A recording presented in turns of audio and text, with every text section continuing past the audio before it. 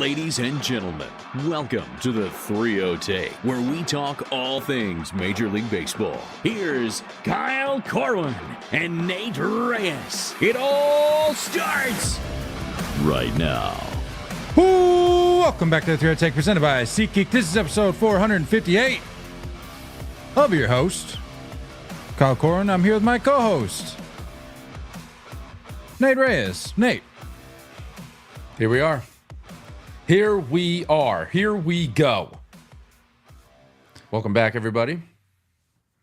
I'm gonna have to dampen that enthusiasm a little bit. I know we rolled into episode 457 on a high. We were feeling good. We were sounding the alarm, but that was not the panic alarm.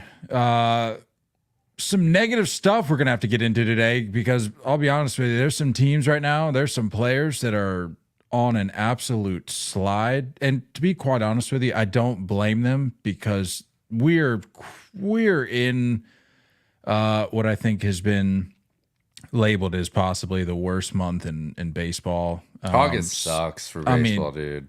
This is just we've talked about it before recently. In fact, I think, and it's just the worst for baseball. It's the worst. Can we just say it's one of the worst months in general? That's what I was getting at. Just in general. I mean, can we even chalk it up? Like as kids, summer was kind of, for all intents and purposes, summer was pretty much over by that point, and you're just like, I just want to get back to school and see my friends. As we'll very much get into, it just sucks for baseball because it's hot. Like all of us, I'm ready for hoodie weather.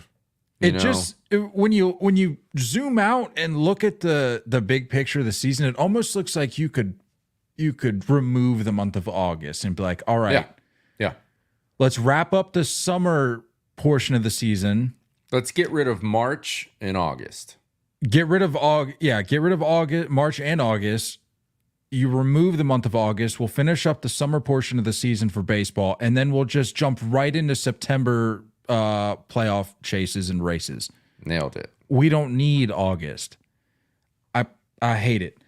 The month ahead of August, though, just when it comes to order, that would be the month of July. Do you know what's in the month of July, Nate? The 4th of July? That's correct. That's correct.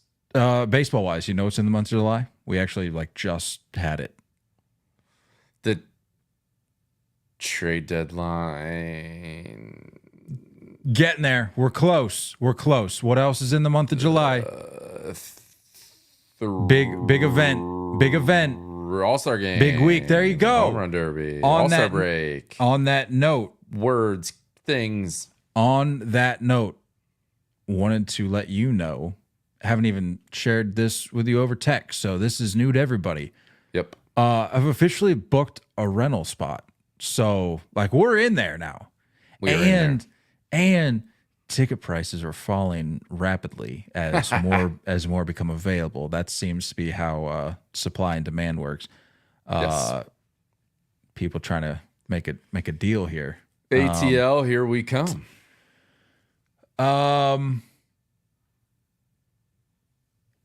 Given that we are now kind of officially in there, do you want to brainstorm here real quick? Is there anything that we need to do that we would like to do while we're down there? Because you and I were talking about the weekend ahead of the All-Star game and home run derby, prior to. I don't know. Is it the same for every team? Is it the same for every park? Do they have a fan fest? Do they have the red carpet thing? I feel like we've seen this across I feel like the red carpet thing is a new standard. That seems to be a commonplace. I don't know about event. the fest thing. I don't remember. Oddly enough, this year was the first time I'd ever seen a fest. One whole fest. Fan fest, happening. yeah. Yeah. I mean, it didn't. I mean, it certainly helped the fact that they had an entire stadium across the street in which they could. That's what makes me wonder. They can hold this festival. Is Turner Field still up? I think it is, but they're not anywhere near each other. They're 20 minutes away from each other. Yeah, it's a bit of a hike. Yeah. Weird. I don't know. We'll find out. I will say though, we're gonna have some chicken and waffles. I know that. That's happening. the spot that I've booked, I looked around. There are some incredible memorabilia stops. Ooh. Very, very like hole in the wall looking places right around where we're at. So Our that's going to wives are be, gonna be pissed. we're going to spend so much money. They're going to hate us so much. Every time I bring something home to put up on the wall, she's like, "Really? Another one?" Another, how many, She's like, how "Where's many their of these room?" things? And I'm like, "It's there. There's ceiling. room somewhere." The ceiling's wide open. Oh man. Yeah, I think we're gonna get down there for that weekend because even like we're just gonna find stuff to do, and we're gonna. I know there's gonna be some 3 Take listeners, some 3 Take supporters down there, so maybe we'll just meet up with them. Maybe we'll do a little gathering, little get together. Yeah.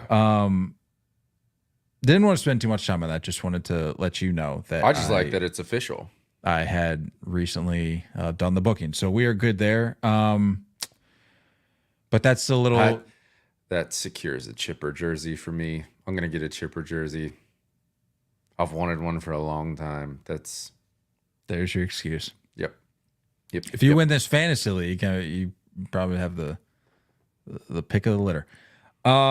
That's a little brief glimpse into the positivity. We got to talk negative. We got to hit the panic button. And I Negative Nate. Negative Nate is what they call me on the streets. Negative Nate. I do have the panic button queued up on the soundboard. So prepare your hearts. I know for some of you, this is the alarm that you wake up to in the morning. And this may little trigger warning. This is a trigger warning. Yeah.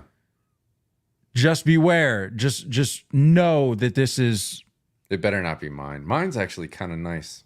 It's the alarm. classic. It's the classic iPhone alarm for those who know which one I'm talking about. It'll make your skin crawl if it's what you wake up to. It's not fun. But all that to say, we need to talk about some teams, some players that have been sliding, have been scuffling. But before we do that, just a little housekeeping here. We have yet to talk since the firing of Pedro Grifol was made official. We don't need to spend too much time on it. But we do need to point out the fact that you and I, the night before this happens, I even put a video out on this. I cut the clip. It's you and I going back and forth going, he's gonna ride it out. I mean, he's gonna make it to the end of 2024 at least, because this is what your season's gonna be. So why? I mean, what's the point in firing him now? And then less than 24 hours later, the White Sox have decided to fire manager Pedro Grifol. Like, for what? Once the streak ended too, like that's such a tough thing. Like what? On a high note, like what was the thought process? Well, there? not even on a high note. They lost the game the next day. So it was after the following game? Yeah. So was there some sort of like agreement behind closed doors? Like, hey, we'll keep you around if you win out, but the first time you get handed an L after this losing streak, you're gone. Maybe they were just like, maybe this was an agreement going back to July, June, July. They were just like, hey, if you can win, all I need you to win is 2 out of 24 games. That's all you got to do. Worst case scenario, you're gone. If not, and look, here we are. One for what is it? What was the stretch? 1-23 was that 24 game stretch? No, it didn't get to 22. Was it 1-23? No, 21. Well, I don't know what the stretch was through like 25 or whatever, but it was 21 straight. Yeah, whatever. He made weird comments anyway. He said some weird stuff, and like he continually put it on the players, and like you could very much see the separation, and it's like, I don't know, there's got to be some form of leadership in your manager. So it's like, the guy didn't excite me when he was hired, and forgettable. Did you see the Chris Getz comments? No. On board for it, though. Maybe. No, not on board for it? Lacking a good deal of sense, I'll say. Sounds very, like an organizational theme. Very tone deaf, very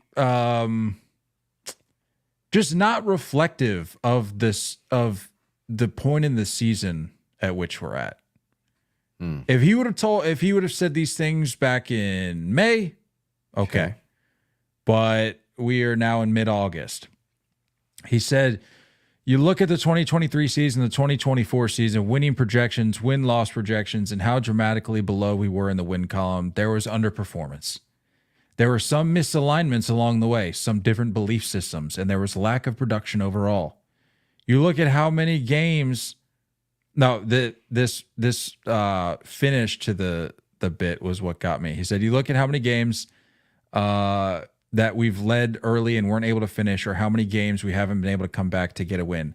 Obviously, there was something that was broken.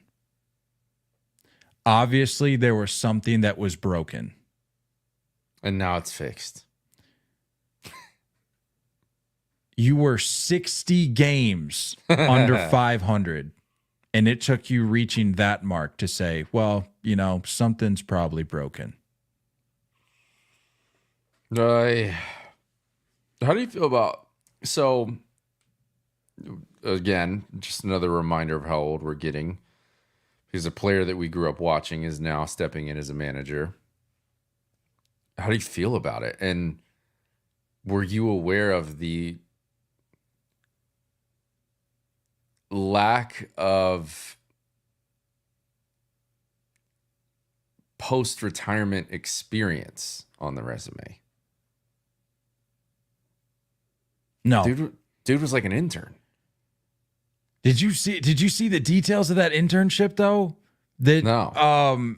I think it was front office sports. Hold on, let me find it here. Nothing against. I like Grady Sizemore. No. I think I've heard good things about how he was. It's like a teammate and like. Well, the whole post-retirement resume. Tell me who's managing the Cleveland Guardians right now, and tell me how that's going. Sure. I mean, I get that. I think. Hold on, before we get too far, I need to read you this front office sports tweet. They said last year Grady Sizemore took a $15 an hour internship with the D-backs because all other positions were taken. You mean we can't get that guy a job somewhere doing something? He's making plenty of pension money. I'm not worried about the pension money, but you're going to tell me Grady Sizemore is kicking it. He's making what Uber drivers make. Kicking it in the metaphorical slums with the other 18-year-olds that are trying to make a living with an internship. Come on. It's just weird. It's weird to go outside of the organization. It's random. And to counter your argument with the Stephen Vogt thing,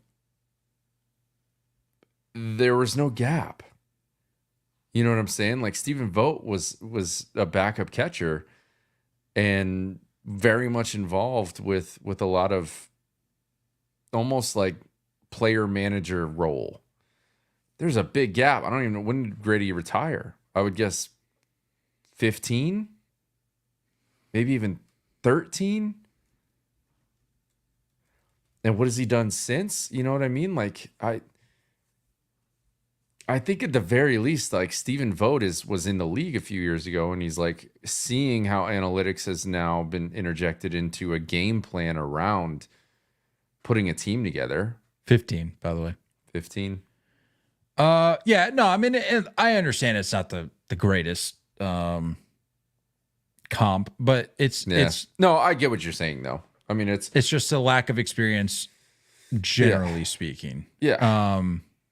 But yeah, for me, it's less about the resume and more about going outside of the organization to fill the void to get you through the rest of this historically awful season. Coaches were let go too, right? Like some of the staff was. Yeah. I believe the base coaches, the hitting coach. I'm not sure about the pitching coach, But yeah, A lot of that. I believe those three, at least, at the very least, were gone.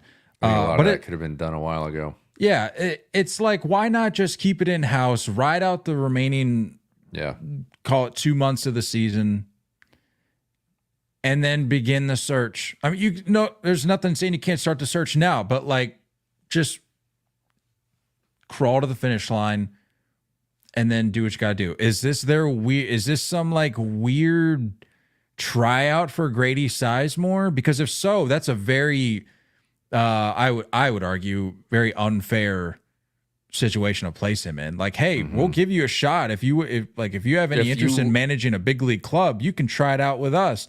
By the way, your team sucks. Yeah, if you avoid the worst record of all time, we may bring you back. It's a weird scenario, man. It's a weird scenario.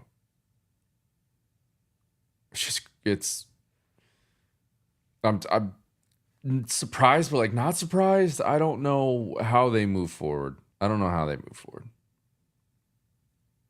It actually makes me like, I'm glad I'm not a White Sox fan, because it legitimately makes me mad seeing how poorly run that organization is. Like there's no way that just go to Portland. Like there's no way that as a professional in the industry, that as someone in ownership, the front office, management, whatever, at the top of that, or at or near the top of that organization, running it, or at the table in the decision-making process, that you can look at the job that's being done right now and go, this is adequate. This is acceptable. I mean, no. What? The whole house needs to be cleaned. This does go along with my long time theory, not so much a theory, but categorizing of typical managers. It's the grinders, the best managers, or most common managers. They don't even have to be the best managers, are the ones that are grinders. They weren't the superstars when they were playing. Superstars, just this stuff happens naturally. I don't know how to teach you how to do it. I just do it. It's the guys that just grind and do whatever they can to stay in the league. And I think Grady Sizemore is a little bit above that level, but like you look at a lot of names, Cora, you know what I mean? And David Ross and Stephen Vogt, and reluctantly saying Aaron Boone, but like there's a lot of names that you can even go back to, Joe Torre, Tony La Russa. Like these guys aren't like household names when they're playing. It's the guys that like have to do everything they can to stay in the league, that seem to get these manager roles because it's the connection with that. I don't know. It's just weird, but it is a common theme, right? Like, no, I agree. But I will say I'm here for all of the memes saying that if Aaron Boone hadn't hit a particular home run in 2003, he'd be flipping burgers right now. Incredibly true. Well, there's a lot of weird stuff. If he didn't tear his ACL playing pickup basketball, Alex Rodriguez wouldn't have been a Yankee. He would have been a Red Sox. There's a lot of weird stuff. Yeah, and included in weird stuff happening in baseball, you can chalk up going outside of the team to bring in Grady Sizemore to manage this circus. But that's all I'll say on that. Any other thoughts before we move on? I wish him well, but I was kind of rooting for the worst season of all time. So like I'm caught in a rock and a hard place. So sorry, Grady. I'd like to see a new low. Personally. Yeah, well, that was the other thing too. I think Chris Getz, they were asking him like what's the plan for the rest of the season? I think he said something to the effect of, well, if we can avoid the 120 loss mark, I think that'd be good luck, pal. That'd be the goal. Whatever. Team is a clown show. All right, let's transition into some panic button time. The Boston Red Sox. If you're waking yourself up to that sound, you're a psychopath. Yeah, I mean, look, you need to reevaluate. We gave you the warning that it was coming, but also maybe make some different life choices, because that's an important part of your day. What you wake up to. I mean, that's to willingly choose this. You hate yourself. I mean, if you're a heavy sleeper, I get it, but trust me when I say that there are other options out there. Like you don't have to do this. Please seek help. You don't have to subject yourself to that. No, but the Boston Red Sox, they currently are in the midst of a 27 games in 27 days stretch.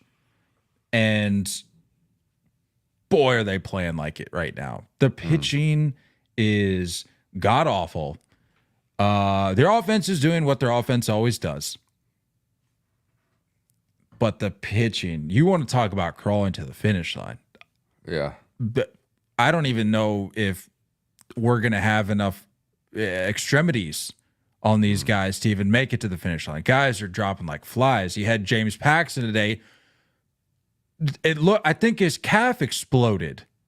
That poor guy, man. Like watching him walk off the field, it hurt me to watch.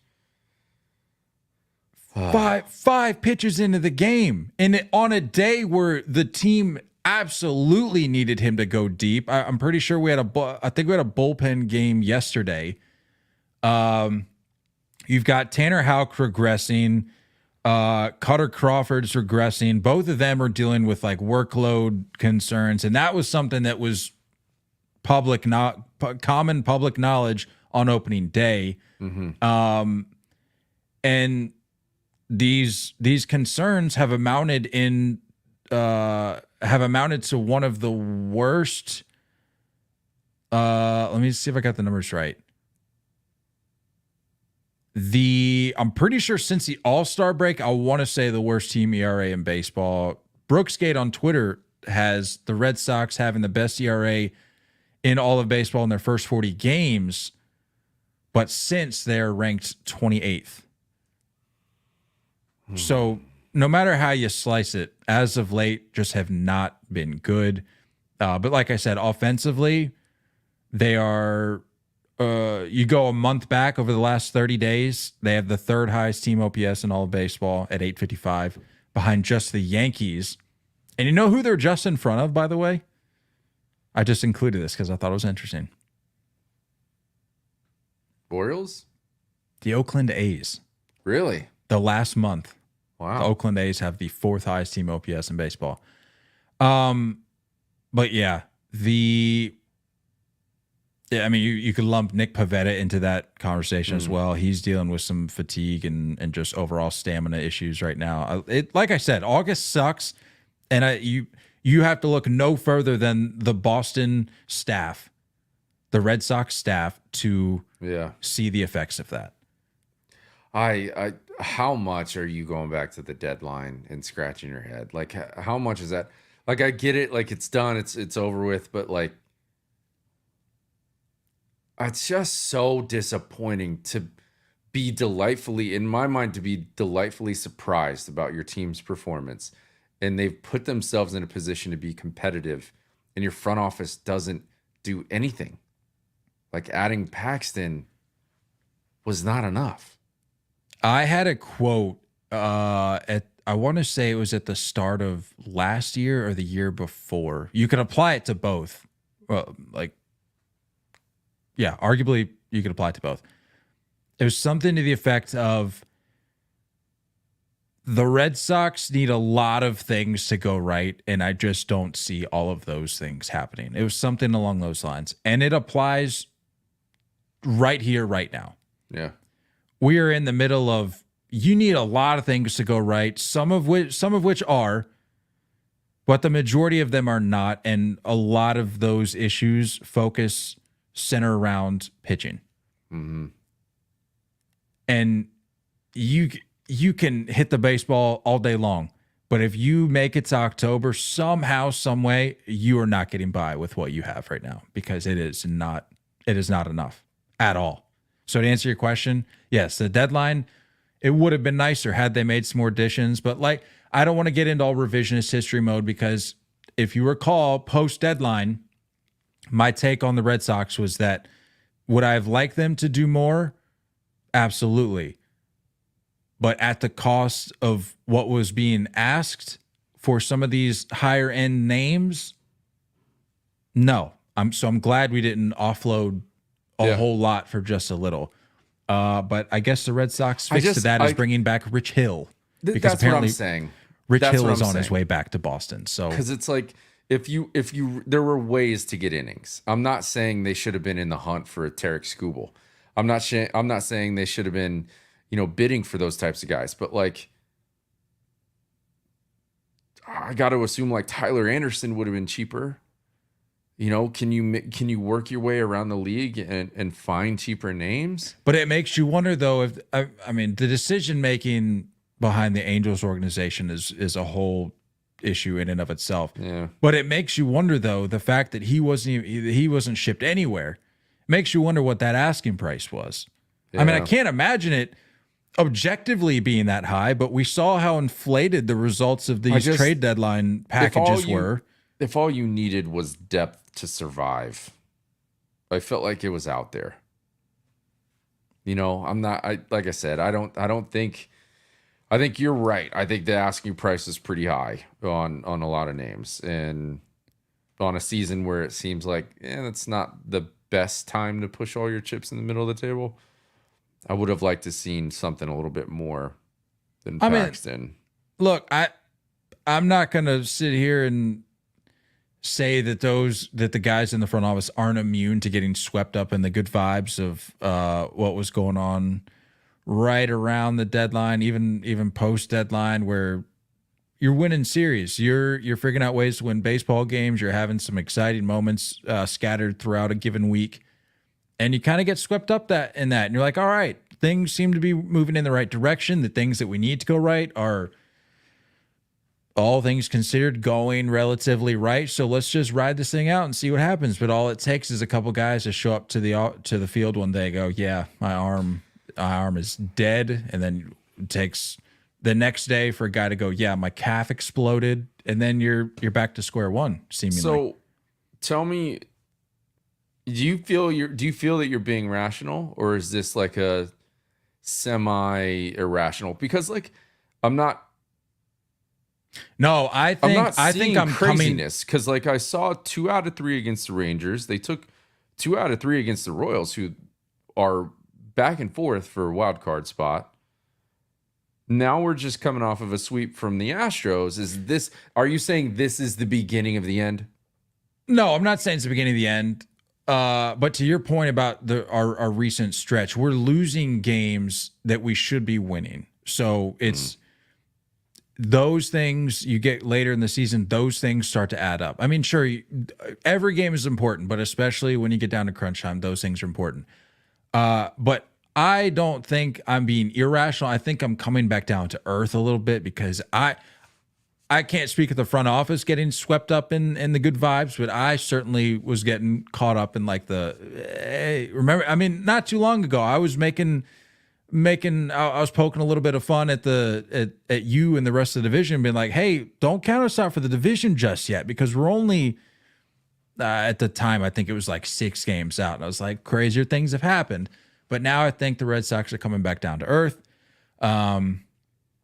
Ever so slightly. I'm not saying they're plummeting, but I do think it is a little bit concerning that we are now entering mid-August and we still have a month and a half left, and we have really no answers when it comes to pitching. Falling off a little bit. I could see that. I mean, I'm looking at this next stretch. You got 3 against the Rangers. You got 4 against the O's. You got 3 more against the Astros. And then you got 3 against the Diamondbacks. Next off day isn't until next Thursday. Yeah, there's got to be some doubleheaders sprinkled in there or something, because like I said, we're in the midst of a 27 game and 27 day span. So yeah, I mean, do with that information what you will, Red Sox / baseball fans. If you're keeping an eye, like if you're a fan of the Royals and you're keeping an eye on the Red Sox, kind of sort of on your tail, being like, what's going on there? That's kind of where we're at right now. Zero answers for pitching. The offense continues to hit, but it's Struggling at home. It's 4 an games issue. under 500 at home. Yeah, it's an issue that existed on opening day, and it's an issue that exists in the middle of August. Not much has changed. Let's switch gears here. Pirates. You want to talk about a team that is falling from grace. I mean, what was it? Was it like a week and a half ago that we were talking about them maybe messing around and swiping a wild card spot, and now they've lost 7 straight? Again, I'm not going to say, I'm not going to sit here and say it's the beginning of the end, but Yeah. And I'm at the point now with the Pirates that don't let me forget this.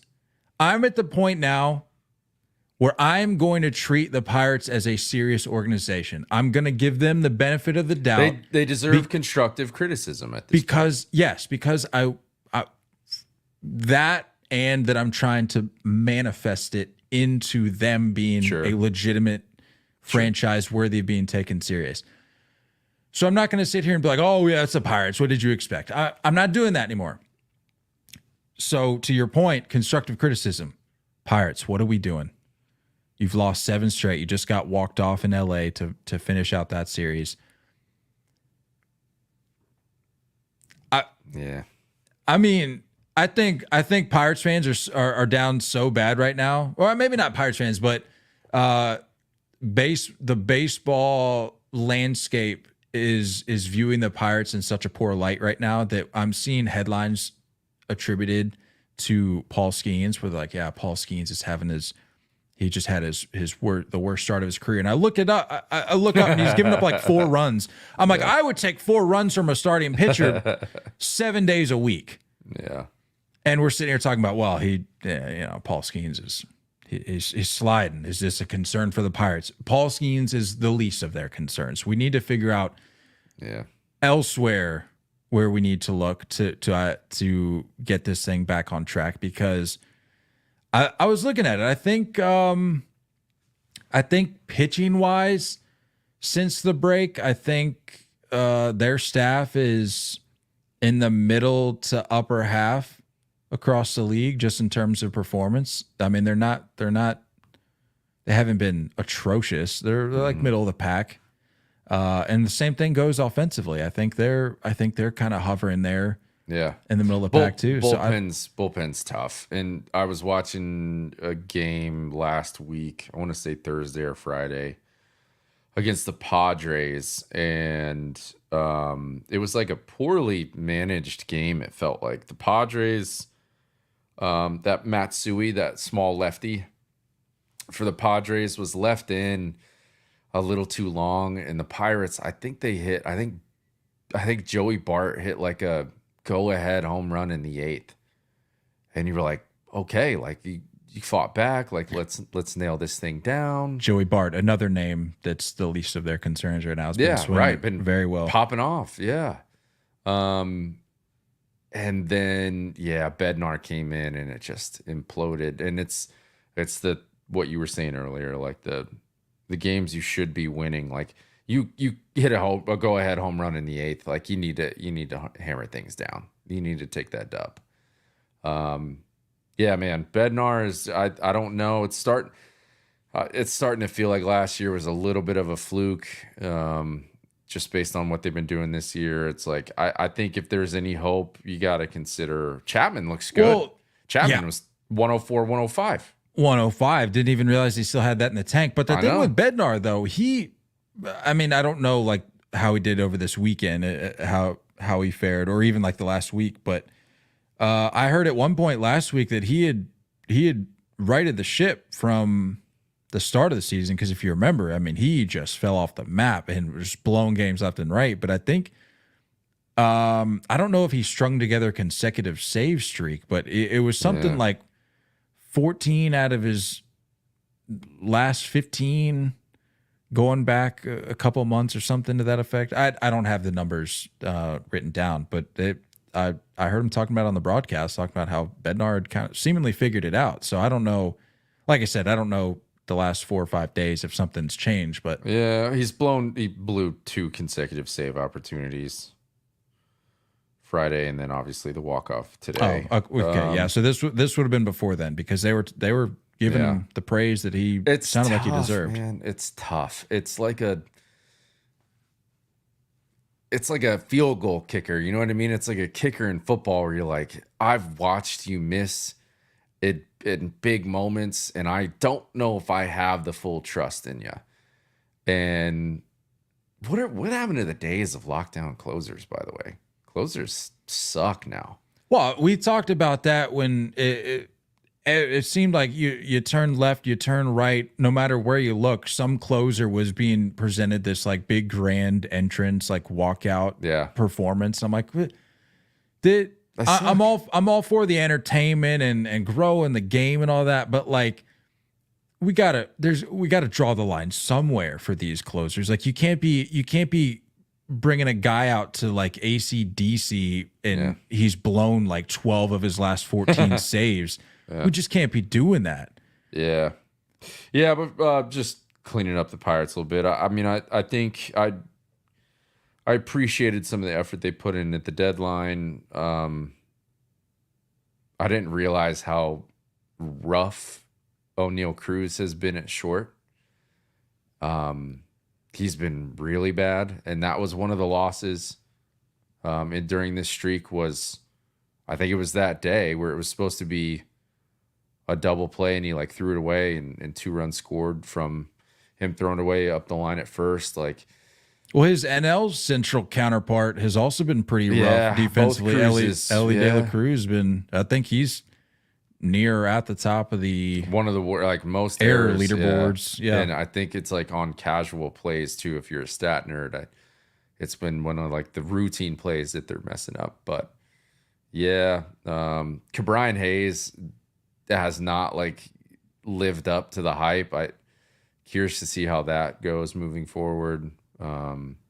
Luckily it was a team friendly deal that he signed, but there's some things that need to be shifted. But I'll go ahead and just call it dead on scene here. Well, they're 5 games back in the wild card, and they are now 4 games under 500. I don't see this happening. Sorry. Call them dead. And look, it's common sense. It doesn't necessarily need to be stated, but it's worth a gentle reminder. You hear whether it's the wild card or the division, because the playoff picture shapes out in different ways. So sometimes your chances are better of making the postseason, or your chances are greater to make the postseason in the division versus the wild card. Yada yada. We've seen how that works out, but you hear 6 games back at the beginning of August, and you're like, all right, no need to panic. We're good. But you hear 6 games back at the start of September. Yeah. You can't have implosions like this. It's not the same. Yeah. Because you just have to look at the sample size. You have to look at what's left and be reminded of the fact that standings don't shake up that much with a month left to go. Like it just, you need to close the gap, and they are struggling to do that. August is definitely like the month of true colors. You know, we're just starting to see teams. They are who we thought they were. Kind of enter that meme in here. Tough scene. I was ready. I'm still ready. I'm anxious to raise it, but like, I think with Skeens being who he is already right away, money has to be spent. I'm expecting a big offseason. And I mean, like, you need to put some money down, get yourself a big first baseman, get yourself 2 starters, and shore up that bullpen and figure out what the heck's wrong with Bednar. Rowdy Tellez is not the move. You need to go get a big first baseman, spend some money, and get some support in that rotation. So literally everything. Yeah, but I mean, it's not like the... No, I get what you're saying. It's not like like Skeens is still growing and finding himself. You know what I mean? Like you could, if you look at like a Bobby Miller with the Dodgers, right? Like if he was healthy and you're like, you see him first year great, and then you see like this come down of like, all right, well, maybe he's not like a front line rotation guy. I don't foresee that happening with Paul Skeens. I don't think he's going to go from Cy Young conversation, rookie of the year conversation to like completely sophomore slump. So if we're talking prime is now, then that is who you build it around. And they got to start doing some things. No idea what the free agent market looks like, but they're going to have to spend some money. Wrapping up here with the Pirates, I guess you could say the standard has been lowered. The threshold for excitement has been lowered, because I think there for a brief moment we were like, maybe we get a taste of the Pirates in the postseason this year. Paul Skeens, Jared Jones, we see what that's like. I think now, assuming this kind of holds, this maintains the way they're playing right now. I mean, not 7 straight losses bad, but assuming they don't figure out a way to make it into the wild card, I guess the takeaway from this season for them will be, well, at least we got to see the buzz. Trending. We're trending up. We got to see the buzz that this city can build around the guys that we have here and will have here for some time. Let's build off that. It would have been nice to get a little bit of a taste of the postseason with these guys, just a little. Maybe you could even call it a premature taste, because I don't think many people have the Pirates doing much this year.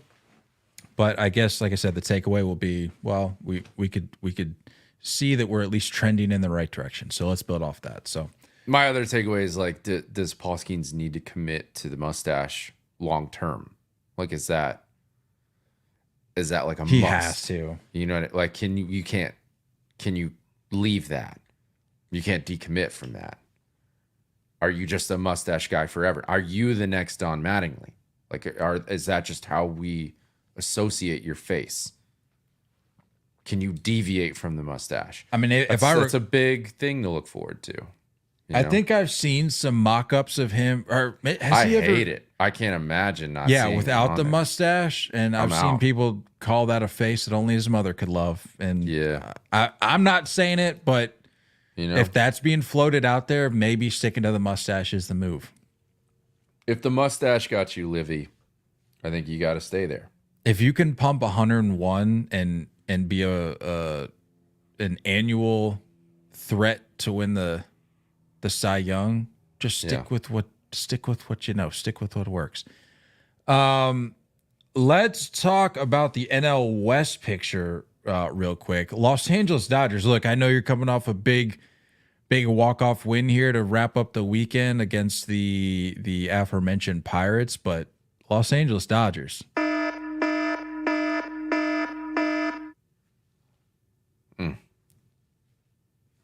What? Are we seeing the rest of the division right now? Can we just take a quick peek at what's pulling up the rear in the National League West? The Dodgers, as it stands right now, 69-49. They've won 3 straight. But behind them, ever so closely, the Arizona Diamondbacks, 3.5 back, and the San Diego Padres, 3.5 back. Both of those teams 66 and 53. They're both 8-2 in their last 10. The D-backs have won 3 straight. They got a sweep this weekend, I believe. Because that wasn't I don't believe that was a 4 game. And even the Giants are 7-3 in their last 10. The gap has been narrowed in the National League West, and I think it's time for the Dodgers to start sweating a little bit, if I'm being honest. Yeah. Young, hopeful River Ryan just got announced that he's done for the year. I'm hearing a little bit of a walk back from Mr. Dave Roberts about Mookie.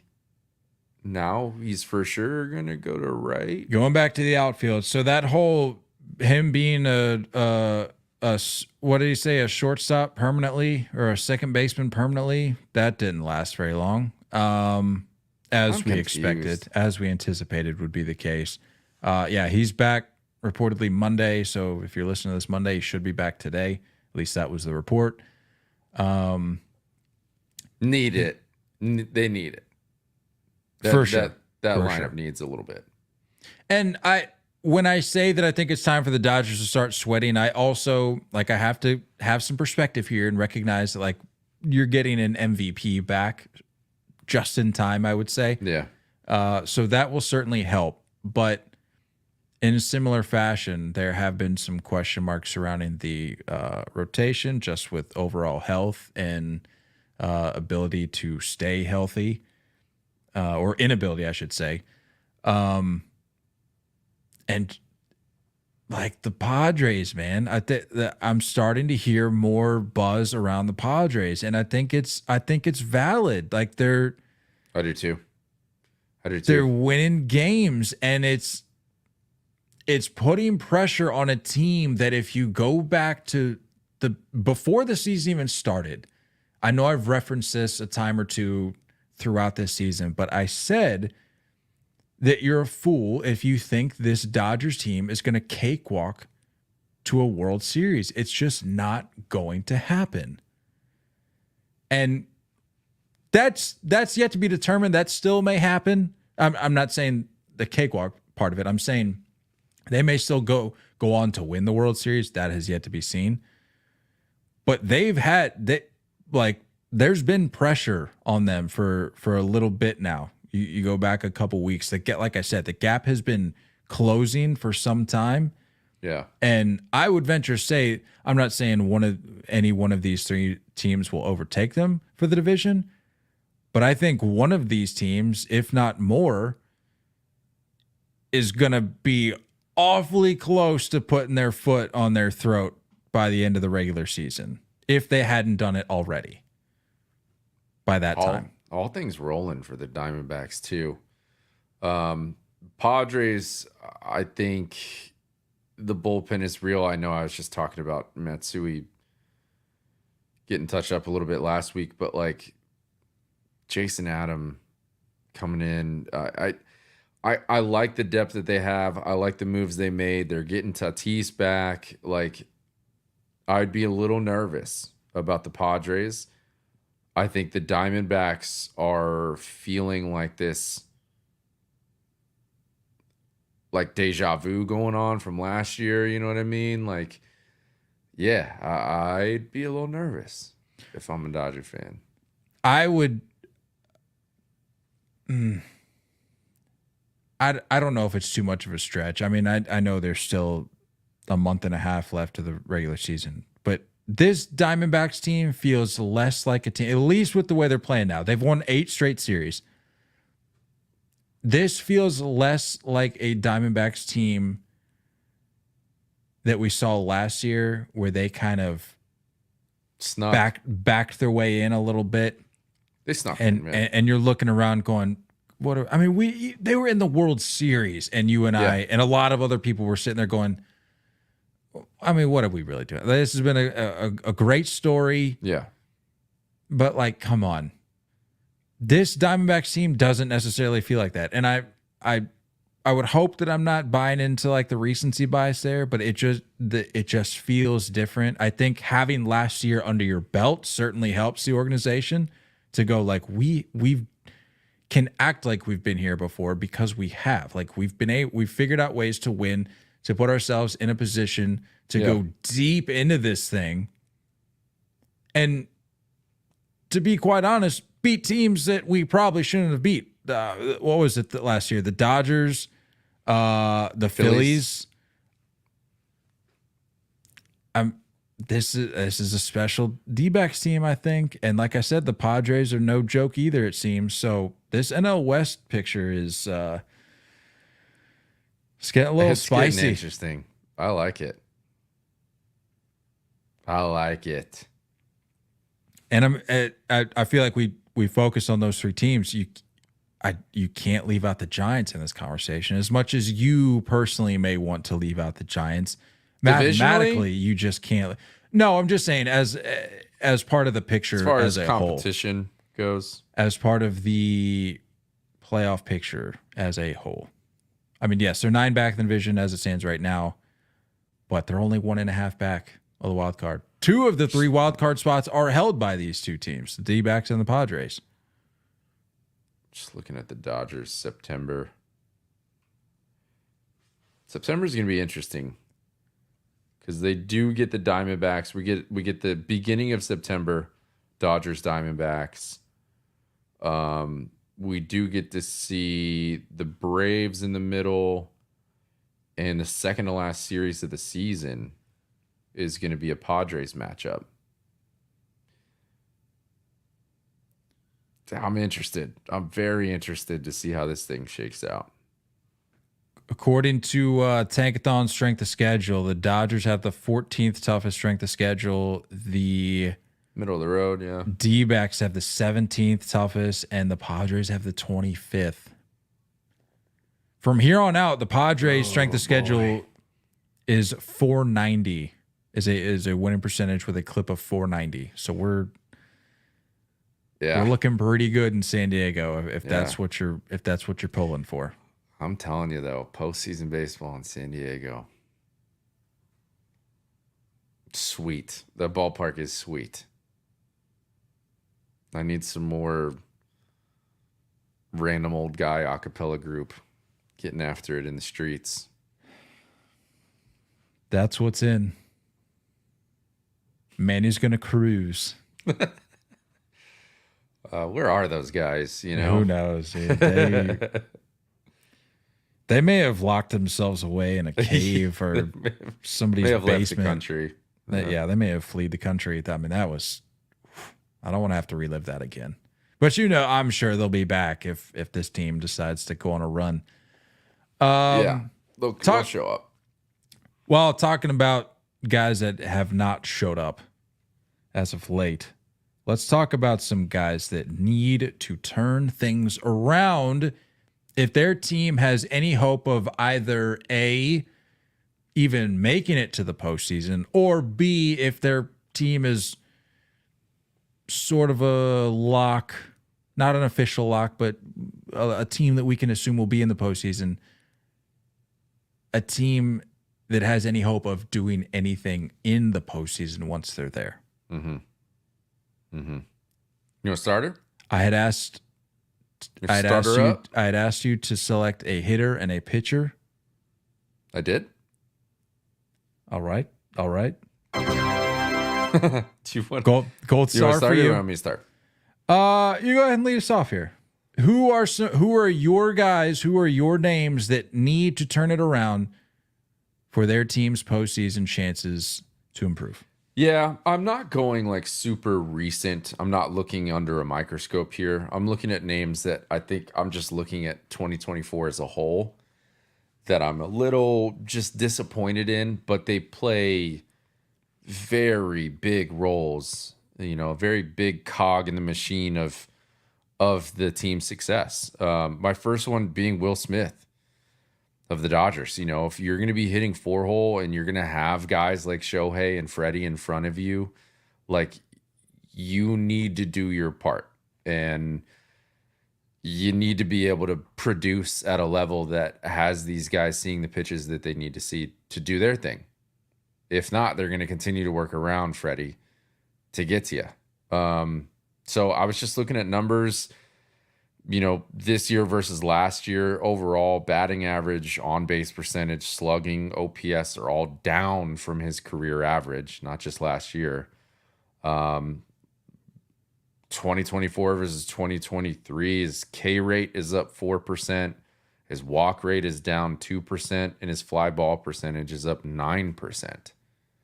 So, look, we've seen what Will Smith is capable of doing. We know the numbers he can put up, but like when we're talking go get a ring and bring it back to LA kind of thing, I think you need your cleanup hitter to be providing some things. And if it doesn't start to happen, I think Dave needs to consider changing 1, 2, 3. I think you got to space that out a little bit, especially. Well, I'm referring when Mookie gets back, obviously, because it sounds like Shohei's staying in the leadoff spot. And I think they're talking about just putting in Mookie to split up the lefties a little bit. But Yeah. I'm really, first, a separate note, I'm not going to pull too much in this thread, but I'm very, very, very sick of the righty-lefty matchup nonsense that managers have fallen into. I'm very over it. I'm so tired of the obsession. Orioles fans, you get me. But that's my hitter. That I'm not saying he's been like horribly disappointing. He's just been below what he's normally doing. And like if the Dodgers do what they want to do, if they're gonna, succeed in this postseason, Will Smith needs to be able to do his thing. Can I sprinkle my hitter in there? Yeah. That was a good selection, by the way. I agree. Not a bad name. And to what you were saying, like we can sit here and look at Dave Roberts and go, I mean, how hard is it to manage those names? The issue for Dave Roberts, though, is knowing how to organize and construct your lineup each day in order to get the best out of each guy. And you probably hear that and go, well, obviously you want to line up to be the best it can be. But looking, for example, you look at a guy like Mookie Betts. Where does he hit best in the lineup? Yeah. And if you know the answer to that question, you may be looking at the decision that Dave Roberts is making right now that Mookie's back. And it may cause you to raise your eyebrows a little bit, going, Dave, look at the numbers. Why are we trying to get cute with lefty-righty matchups here? Yeah. You know what Mookie Betts is capable of doing as your leadoff hitter. So why are we not putting Mookie Betts in the leadoff position? And I think that's why Dodgers fans get so fed up with Dave Roberts at times, because it's like, okay, sure, like we're winning divisions, we're showing up in the postseason to an extent, but then we fall flat on our faces. But like we can be getting more out of what we have. That's where the frustration kicks in, I think, for Dodgers fans. And I get it. From afar, I kind of see why that would be upsetting, because it's like you have this mega team. Yeah. Or at the very least, a division-winning team every year. Right. And you just can't seem to figure it out. My hitter, heading to the other coast, the East Coast, the National League East, Bryson Stott. Since July 11th, the last 30 days, he's played 22 games. He's hitting 200 with just 15 hits, 2 homers, 4 RBIs, and 6 runs scored in a month. This month alone, in August, he's hitting .067, which comes out to 2 for 30. 3 strikeouts, 1 home run, 2 RBIs, and an OPS of 233. His OPS is a bad batting average. That's where we're at right now. Yeah.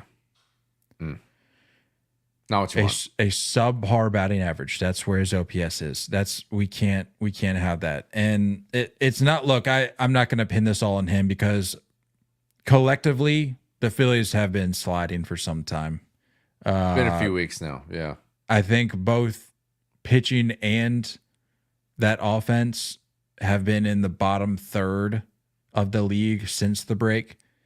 I mean, whatever, you could look at whatever statistical category. I think majority of them are in that area. So not good. But I think you and I were on the same page. Me especially. I think I may have brought him up in our Hot Takes and Predictions episode. I thought this was going to be a big year for Bryson Stott, and he's had his moments throughout the year, but we're getting, I've said on here tonight, we're getting into crunch time.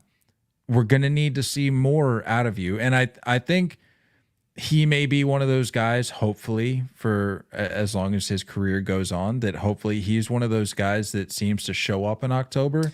It feels that way, doesn't it? I would feels think like he's so. got it in him. I would think so, but this team needs you to maybe to flip that switch a little early. Yeah. And help them right this ship, because right now the vibes in Philly are not great. And I think people around the league, fans, teams, whatever, are getting their kicks in now while they still can. Seeing you, not you, Bryson Stott, you Phillies collectively on the ground, kind of holding your side, going, what happened? We just got blindsided. Yeah. Because for the first half, 2/3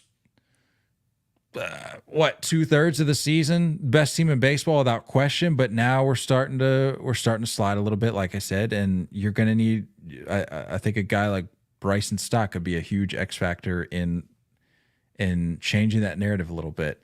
Yeah. So that's who I've got offensively. I could see him. We've seen the moments that he's capable of having in the postseason. And I think if you're a Phillies fan, just like, hey, do what you can during the regular season. But if you can show up the way you did last year in those big moments, then we'll take it. But yeah, you and I are both Bryson Stott guys, I think. Cool with that. My pitcher, again, I'm not going for like just ridiculous skids here. More so just going with the overall 2024 just production or lack thereof. I'm going Pablo Lopez, the Minnesota Twins, for my pitcher. Look, I'm not going to sit here and say that there's staffs that wouldn't take this. Like Pablo Lopez overall is still above a league average pitcher. But I think when you're talking about the commitment that they're making to him and giving up a Luis Arias to go get him, a AL batting title, Luis Arias to get him, I can't be looking at Twins pitching stats and seeing Bailey Ober leading a lot of stats. You know what I mean? Like, this is your guy. This is your horse. This is your ace. We saw a great year out of him last year. But this year, I mean, ERA's jumped from a 3.66 to a 4.79 at this point.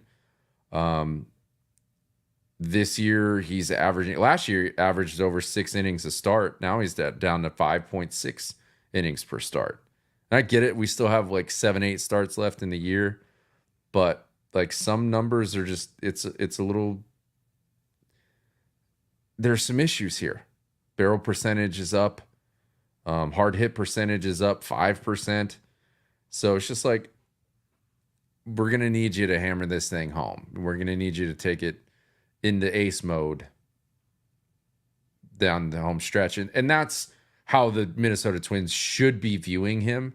But this is our age-old conversation of like, there's a difference between a number one starter and an ace. And I thought based on last year, he would kind of solidify himself as an ace. And it just hasn't felt that way this year. They need more out of him. He needs to be, without a doubt, no questions asked, your game one starter with full faith. And it just doesn't feel that way this year. Yeah, because aren't the Twins are breathing down the Guardians' neck? They're right there. Yeah. 3.5 back. Guardians are 3-7 in the last 10. Twins are 6-4. So yeah, right there. I mean, postseason feels. I think it's there. I think they get in. It feels like a lock. I mean, they're only a half game up in the wild card. So I know that's quite a bold claim in the middle of August, but I don't know. It just feels like they're going to be a team that figures it out and finds a way to get in. But to your point, though, you have a real shot at the division here if a guy like Pablo Lopez can figure it out. So need your number one guy to be your number one guy. That's a great point. My arm for guys that need to figure it out, need to improve. Max Fried. Just putting it plainly, he has not been good lately. Just has not been good. His last 4 starts, he has an ERA of 6.64. He's 0-3. Man, it was like 2 months ago. We were like, this man's gonna get paid. And then he gets hurt. Yeah, he gets hurt, hits the shelf. So I understand that's a factor here, but the reality is that you're back. So like, we're going to need a little bit more, especially with the state of that rotation. Yeah. I mean, we don't need to rehash the injuries that rotation has had to deal with, but that too is a factor. Like, you're here, you're healthy, you're capable of holding your own. You've done it before, so like we're going to need that again because yeah. And if they're sitting there talking to him in the clubhouse, they're going, "Look, Max, if you go listen to the 3-0 take, Kyle is over there talking about how we can't let the Mets finish above us in the division. And with the way that you're going out there every fifth day and throwing the ball, you're basically making that a lock, Max. Yeah. The Mets are going to cruise right on by in the NL East, and it's going to be because of you, Max." And I feel like your face with your quote is on the bulletin board in the Braves clubhouse right now, just as like Max Fried motivation. You know, can't let the Mets finish better than you. Hey, I said that they would never hear the end of it if they let that happen. But yeah, again, similar to Bryson Stott, and not necessarily pinning it all on him. Max Fried with that staff, they have the 4th worst team ERA in baseball since the break. So it's not just him, but it goes back. There is a little more pressure on Max Fried than a Bryson Stott, though. No, sure, but to make a better comparison, it goes back to your point of what you were saying about Pablo Lopez. Like, you're going to need your top guy to be your top guy. Yeah, and as it stands right now, like, you say what you will about Spencer Strider and what that looks like at the current moment in the present time, what that looks like in the coming seasons, how that shakes out. You're the top guy right now. You need to be better. And unlike Bryson Stott, his team, I think, is going to be okay. They would just be able to take it up a level if he flipped the switch. Max Fried and the Braves, that I think, what was it, just this weekend was the first time that they were out of a playoff spot in, like, how long did they say it was? I need to look this up. I would say it was like 7 years or something. I don't know if it was that long, but it was insanely long. I remember seeing that tweet. Is that a Nugget Chef tweet? Hold on. Please hold. The Braves are out of a wild card playoff spot for the first time since 2022. Well, but that was 7 years. My 7-year guess seems a little embarrassing now. A little off. I mean, they're back in a wild card spot, but the fact that you're even flirting with that and you're the Atlanta Braves, I get it. Injuries. But you're the Atlanta Braves. Figure it out. Yep. That's where I'm at. Just get through August, everybody. Just tread water, man. This month sucks. One last panic button to make your skin crawl. We have another one.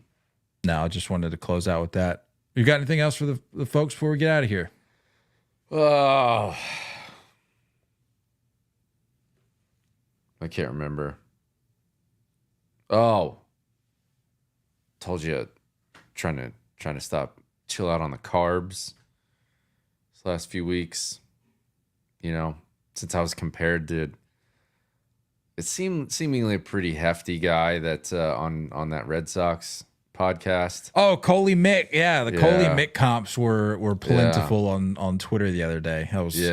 That was wild. Did not see that on my bingo card. Not a proud moment for Daddy. So carbs have been cut out, and I had some. We were at the lake today and had some hot dogs with no bun, just squirting mustard on there. Sad. That makes me uncomfortable. I'm not gonna lie. It's not something I recommend. It's not for the weak. You know, it's not for the weak. So I would almost just rather not have a hot dog, honestly. If I'm being completely honest, the sole thing to eat. It was like we had nothing else going on. If I'm being frank, they were Nathan's. Anywho, That's it. I mean, it's just, August is tough for everybody. It's just a reminder. That story should let you know we're all sad at times. And yeah, I would say you're facing a greater uphill challenge than any name or team that we've shared on this program. I think there's today. a lot of teams that are going hot dogs without buns right now, So Moral of the story, the biggest takeaway today. yeah. Find the bun for your hot dog team player, whoever you are, figure it out. Get on the right track. I'm out of here. Awesome. See you guys Wednesday. Rate, review, subscribe. If you're just listening, maybe just push the envelope on the laws in your state like I do. I put my YouTube up. I put it right there on the speedometer. Nope. I just think it's an easy thing to do. Don't mute me. No, where is it? Don't bleep me out. Just need to watch. Just put it there. Put it right there on the dash. Driving. Watch it.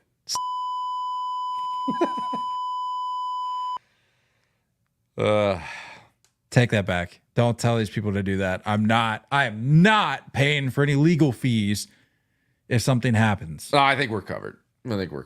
I've seen Suits. Watch YouTube in the comfort of your home. Watch us on YouTube or at your.